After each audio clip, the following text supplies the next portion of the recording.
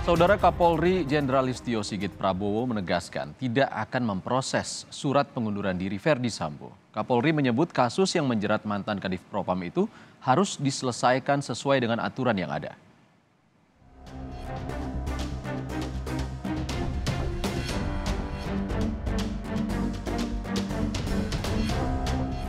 Kapolri Jenderal Listio Sigit Prabowo menyatakan tidak akan memproses surat pengunduran diri yang diajukan oleh mantan Kadif Propam Irjen Verdi Sambo.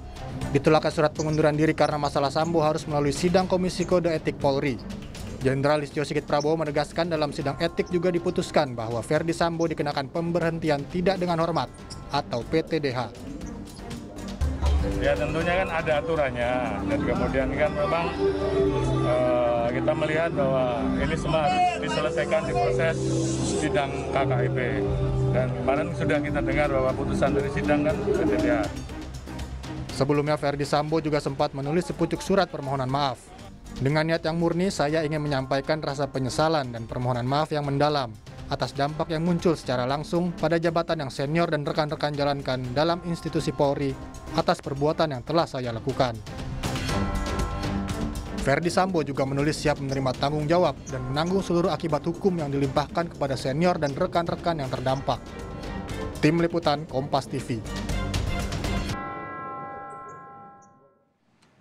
Saudara Irjen Verdi Sambo menyampaikan permohonan maaf kepada institusi Polri atas kasus yang melibatkan dirinya. Permohonan maaf disampaikan melalui sepucuk surat menggunakan tulisan tangan Verdi Sambo. Lalu bagaimana ahli grafologi menganalisa tulisan tangan Verdi Sambo dalam surat tersebut? Sudah bersama kami di Kompas Malam, ahli grafologi Tessa Sugito selaku pemegang Certified Handwriting Analyst. Selamat malam Mbak Tessa, terima kasih sudah hadir di Kompas Malam. Selamat malam Kak Iksan. Mbak Tessa, sebelum kita membahas lebih lanjut tentang tulisan dari Irjen Verdi Sambo, mungkin bisa dijelaskan terlebih dahulu, apa sebenarnya grafologi? License apa yang Anda miliki berdasarkan apa? Grafologi itu adalah ilmu membaca tulisan tangan.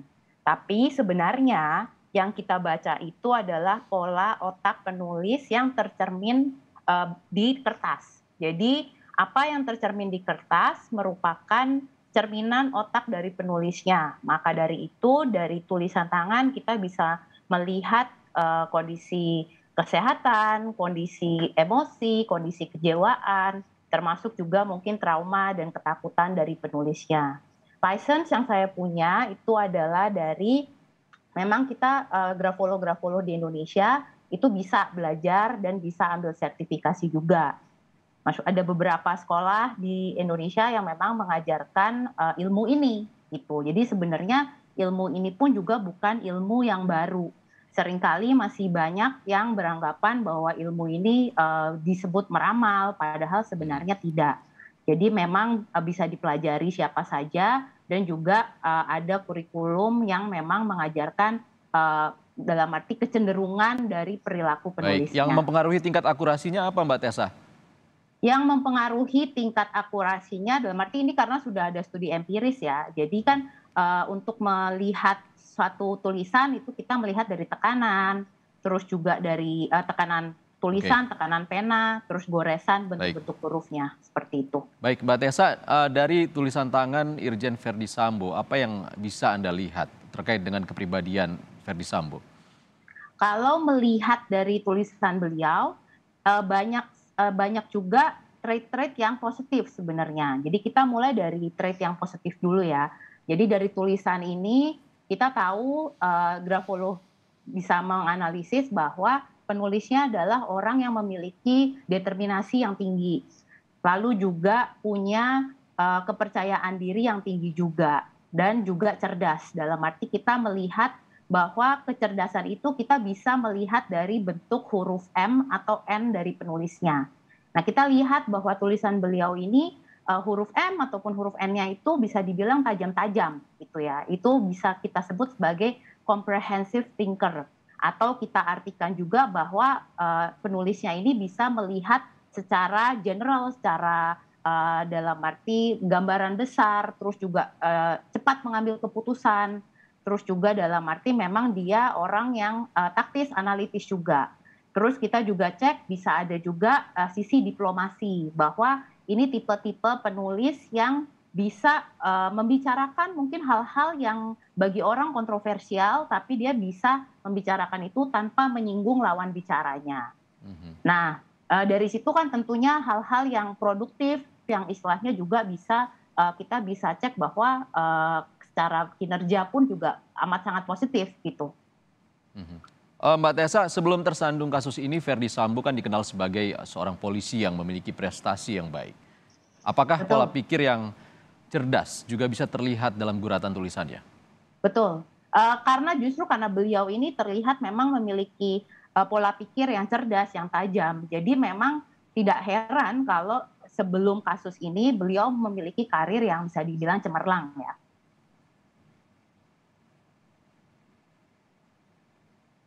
Begitu. Oke. Mbak Tessa, kalau dalam tulisan tangan Irjen Ferdy Sambo, apakah ilmu grafologi juga bisa menganalisa seperti apa karakter dari seorang Ferdy Sambo? Bisa juga. Tadi kan kita membahas tentang pola pikir. Nah, kita juga bisa melihat karakter-karakter yang ada di tulisan beliau, itu termasuk di sini tipe-tipe istilahnya ada tulisan yang ini huruf E-nya kan cenderung sempit ya. Jadi tidak terlihat ada loop-nya. Itu biasanya penulis-penulis yang seperti ini punya kecenderungan untuk sulit mendengarkan masukan atau saran dari orang lain. Cuma mungkin kita bisa memaklumi karena pola pikir beliau yang cerdas gitu kan. Jadi ya mungkin ya penulisnya sudah tahu nih mungkin pembicaraannya seperti ini. Jadi bisa ada kecenderungan bahwa beliau jadi lebih sulit menerima masukan dari orang lain seperti itu. Oke, kalau dari tulisan tadi Anda mengatakan sejumlah karakter ataupun sifat positif dari seorang Ferdy Sambo. Apakah karakter negatif ini juga bisa terlihat dalam tulisan tangan? Bisa juga, tentu saja kan tidak ada pribadi yang sempurna ya. Jadi dari tulisan pun kita juga pasti bisa melihat sisi positif maupun sisi negatif dari penulisnya, seperti itu. Nah, begitu pula dengan tulisan penulisnya ini gitu. Jadi tulisan yang saya terima ini yang kita lihat di sosial media itu juga memiliki kecenderungan karakter yang bisa dibilang kurang positif lah seperti itu. Seperti apa contohnya Mbak Tessa? Oke, ada ciri-ciri temperamental ya. Jadi kita bisa cek dari tulisan beliau memang tipe-tipe penulis yang mudah marah atau mudah tersinggung juga. Terus juga memang dari tulisan beliau ini ada ciri-ciri sensitif gitu. Jadi karena sensitif terhadap kritik, sensitif terhadap saran, termasuk juga ditambah juga dengan narrow-mindedness ini ya, yang tadi yang saya bilang bahwa ada kecenderungan sulit menerima saran dari orang lain. Mbak Tessa, maaf, dari guratan yang mana Anda bisa menganalisis bahwa seorang Ferdy Sambo adalah orang yang mudah marah? Oke, kalau untuk kita bahas yang sensitif dulu ya. Kalau untuk sensitif ini kita bisa cek biasanya ada di huruf D atau huruf T dari penulisnya. Biasanya huruf D-nya itu memang besar-besar tangkainya. Jadi bentuknya seperti balon ya, ada loop-nya. Nah, loop-nya itu semakin besar loop-nya, biasanya penulisnya akan semakin mudah tersinggung. Nah, ini kan kita bisa cek dari tulisan beliau, memang huruf D di tulisan beliau itu memang besar-besar. Nah, selain itu kalau misalnya untuk temperamental dan dalam arti juga mudah marah ataupun juga ada kecenderungan agresi fisik ataupun misalnya bisa mukul atau bisa tindakan kekerasan fisik, itu kita bisa cek juga dengan tekanan atau penebalan yang ada di huruf-huruf yang ada tangkainya. Bisa di huruf T atau bisa di huruf P. Ini yang saya lingkarin, warna hijau itu jadi kelihatan bentuknya tuh seperti pentungan gitu. Dalam grafologi ini juga bisa dibilang club stroke ya, karena bentuknya seperti pentungan kasti seperti itu. Nah, ini dengan indikasi-indikasi seperti ini itu bisa mengarah bahwa penulisnya memang memiliki kecenderungan untuk melakukan kekerasan fisik atau ya kekejaman juga bisa diartikan seperti itu. Itu akurasi dari analisisnya seperti apa, Mbak Tessa?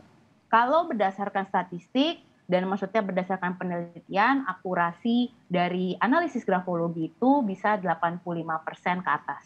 Dan kembali lagi ya kembali ke jam terbang grafolognya ya, seperti itu. Cuma berdasarkan penelitian dan statistik itu 85%. Apakah grafologi ini nantinya bisa digunakan oleh penyidik untuk menjadi bantuan dalam kebutuhan penyidikan, Mbak Tessa?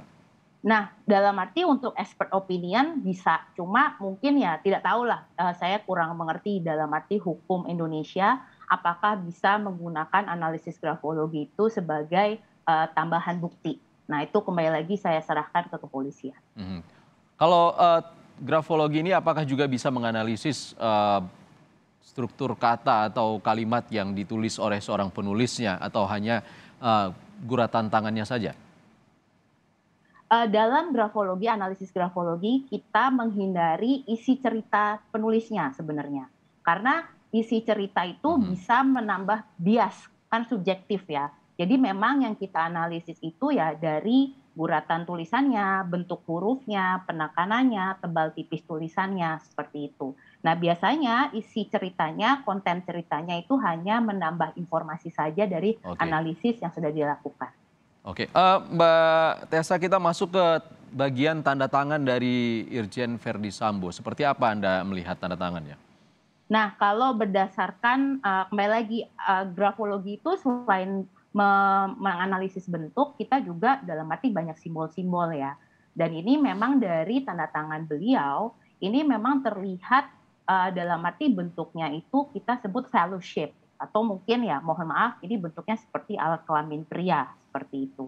Nah dengan analisisnya memang karena simbolnya seperti itu biasanya kembali lagi kecenderungan penulisnya memiliki kecenderungan seksual fantasi atau fantasi seksual yang lain dari biasanya atau unconventional atau mungkin bisa dibilang di luar umum atau norma umum lah seperti itu. Oke, untuk karakter dari Verdi Sambo sendiri juga bisa digambarkan tentunya dari tanda tangan tadi.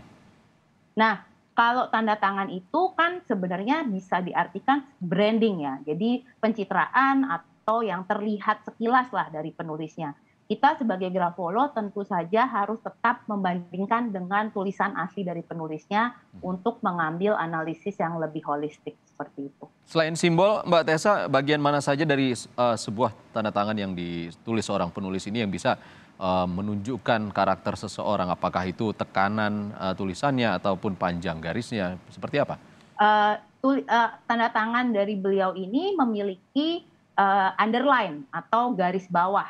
Nah, dalam grafologi garis bawah itu memiliki arti yang bagus sebenarnya. Jadi biasanya penulis-penulis seperti ini memang memiliki jiwa leadership atau jiwa kepemimpinan yang baik. Terus juga self-reliant atau ya mandiri. Mandiri bisa mengambil keputusan dengan cepat. Yang juga kalau kita bandingkan dengan tadi analisis tulisannya ya sesuai. Karena beliau juga memiliki pola pikir yang cerdas. Seperti itu. Oke, kalau terkait tulisan kembali lagi Mbak Tessa, apa lagi yang bisa ditunjukkan dari tulisan seorang Verdi Sambo ini? Kalau dari sampel yang kita lihat juga ya, itu beliau kalau kita lihat dari margin suratnya, itu ada ciri-ciri juga di mana beliau memiliki trauma atau ketakutan akan masa lalunya, seperti itu.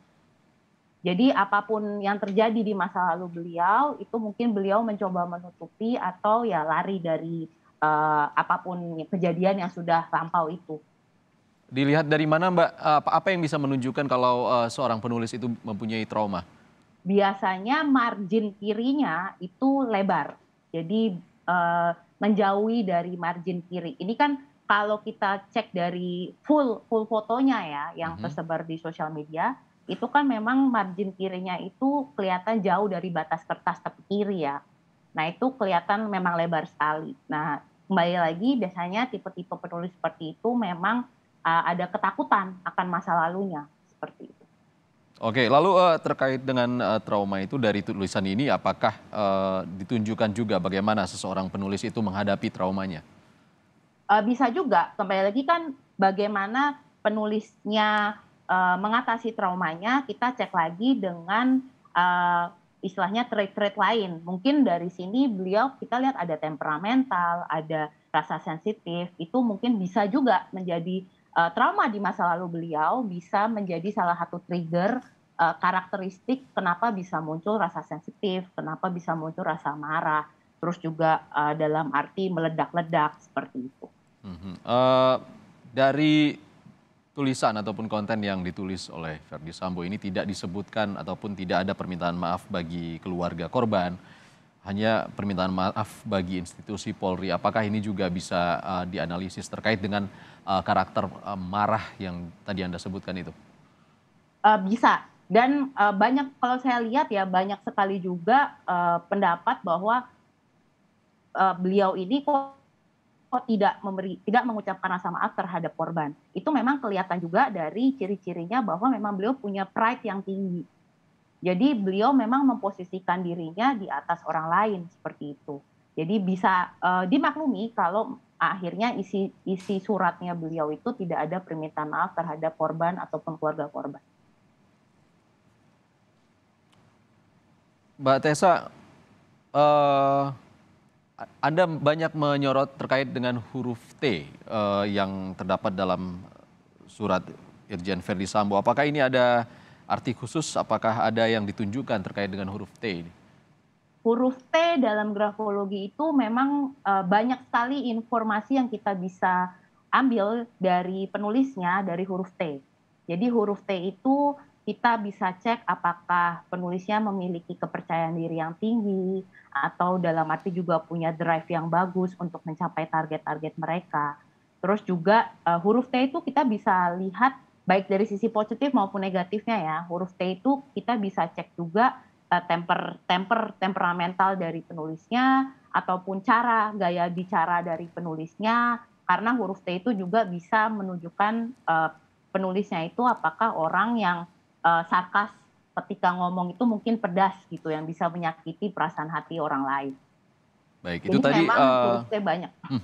sejumlah analisis dari sudut pandang ilmu grafologi ya Mbak Tessa Sugito. Terima kasih Mbak Tessa Sugito sudah berbagi bersama kami di Kompas Malam terkait dengan tulisan tangan Irjen Ferdy Sambo. Terima kasih. Terima kasih Pak Isan.